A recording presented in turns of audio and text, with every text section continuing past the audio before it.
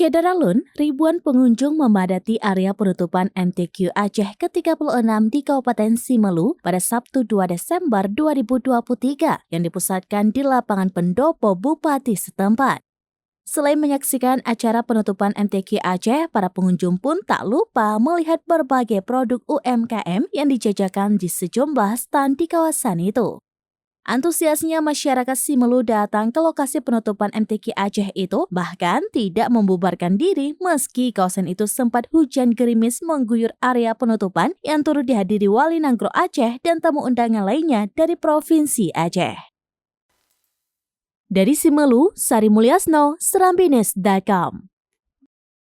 Download Tribun X sekarang, menghadirkan lokal menjadi Indonesia.